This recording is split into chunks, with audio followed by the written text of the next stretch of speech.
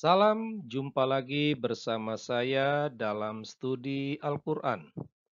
Studi Al-Quran kita kali ini membahas surah Ali Imran ayat 7. Ini merupakan sebuah telaah logis. Dibutuhkan nalar akal sehat untuk mengikuti studi ini. Surah Ali Imran ayat 7 terdiri dari beberapa kalimat.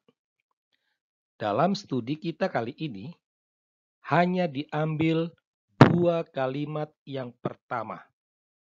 Nah, kita awali dengan kalimat Allah yang pertama. Di sana dikatakan bahwa Dialah yang menurunkan kitab kepadamu. Secara sepintas, apa yang tertulis ini jelas, ya, tidak diragukan. Tetapi jika kita telaah dengan nalar akal sehat, maka akan ditemukan setidaknya dua persoalan. Persoalan pertama itu terletak pada kata dia. Ya.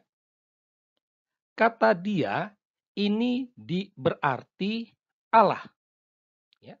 Saya yakin umat Islam pasti setuju bahwa dia itu ditafsir sebagai Allah. Menjadi persoalan, kalimat ini diucapkan oleh Allah. Saya kasih perbandingan. Misalnya, saya adalah Allah. Lalu saya katakan, Dialah yang menurunkan kitab kepadamu. Nah, pertanyaannya, apakah dia itu adalah saya? Gunakan otakmu. Tentu dia itu bukan saya. Nah, saya adalah Allah. Dia juga adalah Allah. Maka artinya Allah ada dua. Allah yang berbicara dan Allah yang menurunkan kitab. Jika Allah itu satu, bahwa yang menurunkan kitab itu adalah Allah yang berbicara, seharusnya Allah berkata, Akulah yang menurunkan kitab kepadamu. Gitu. Apakah Allah ini bodoh? Kita tidak tahu. Mungkin ada umat Islam yang mengatakan, oh kalimat ini diucapkan oleh malaikat Jibril sebagai utusan Allah. Jika benar ini diucapkan oleh Jibril, maka harus dikatakan kalimat ini bukanlah perkataan Allah, tetapi kata-kata Jibril. Karena jika ini merupakan kalimat Allah yang diucapkan Jibril, seharusnya Jibril mengatakan kepada Muhammad, Allah berfirman. Nah, ternyata kan tidak. Ini membuktikan kalau ini dikatakan, diucapkan oleh Jibril, ini merupakan bukan kata-kata Allah. Padahal dikatakan ayat-ayat Al-Quran merupakan kalimat Allah. Nah, ini persoalannya. Persoalan yang kedua terletak pada kata kitab. Ya. Kata ini ditafsirkan sebagai Al-Quran. Sekali lagi, saya yakin umat Islam pasti setuju bahwa kata kitab artinya Al-Quran. Namun, tentu kita bisa membedakan Alkitab itu bukanlah ayat. Ya.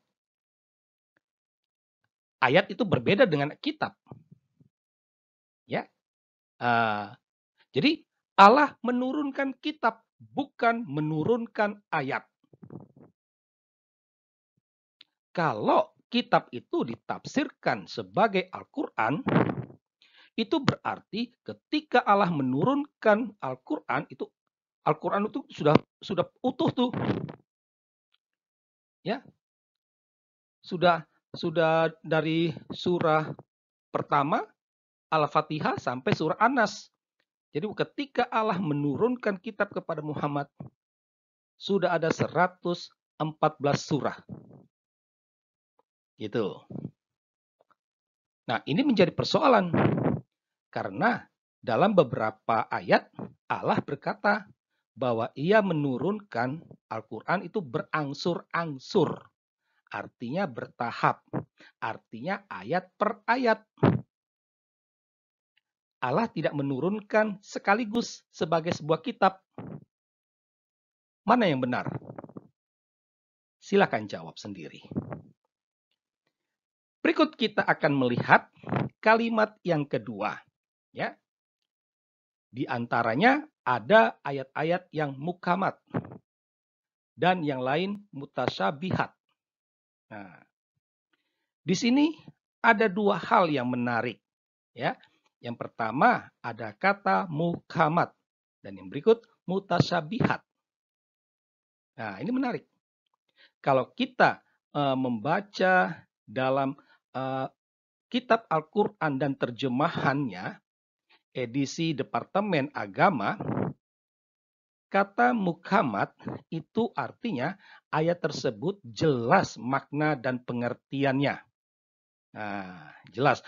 Oh, ini banyak kita jumpai dalam ayat-ayat Al-Quran. Misalnya tentang pengharaman babi, ya, atau perintah Allah untuk membunuh orang kafir. Ya, bunuhlah orang kafir di mana saja kamu jumpai. Itu jelas. Makna dan pengertiannya jelas. Nah, menjadi menarik adalah kata mutasyabihat. Dalam catatan kaki Al-Quran Departemen Agama tadi, dikatakan bahwa kata ini berarti ada ayat yang sulit dipahami atau hanya Allah yang tahu. Ya, nah, gitu. Jadi dalam Al-Quran itu ternyata ada ayat yang sulit dipahami atau hanya Allah yang tahu. Nah, ayat-ayat mana saja? Kalau kita menelusuri, ya, mulai dari surah Al-Baqarah, di sana ada catatan kaki nomor 4 bahwa di situ ayat pertama surah Al-Baqarah dinyatakan hanya Allah yang tahu. Dan ada keterangan bahwa ada ayat pembuka di 25 surah lainnya yang mirip seperti ayat pertama surah Al-Baqarah. Hanya Allah yang tahu. Menjadi pertanyaan bagi kita adalah, untuk apa ayat itu diturunkan jika hanya Allah yang tahu? Ya kan aneh.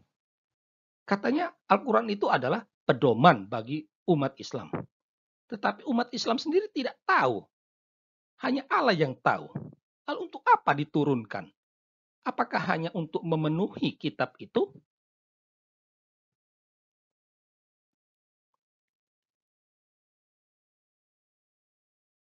Nah, akhirnya kita sampai pada kesimpulan. Ya. Dari uraian di atas, kita dapat menyimpulkan bahwa wahyu Allah sangat kacau balau. Ya. Tidak jelas. Ini bertentangan dengan pernyataan Allah sendiri bahwa wahyunya jelas. Selain itu juga wahyu Allah tidak masuk akal. Kenapa pula Allah menurunkan wahyu yang hanya untuk dirinya sendiri, umat tidak tahu. Lalu untuk apa ayat itu, wahyu itu diberikan kepada manusia? Ya. Nah, dari sini kita dapat mengatakan bahwa Al-Quran bukanlah wahyu Allah. Ya. Ini seperti banyak ahli-ahli Islam yang mengatakan Al-Quran itu merupakan pikiran dari orang bingung yang menulis di atas kertas. Artinya apa? Jika Al-Quran bukan wahyu Allah, maka harus dikatakan Al-Quran itu merupakan rekayasa Muhammad. Demikianlah kajian kita, studi kita atas surah Ali Imran ayat 7. Sekian dan terima kasih.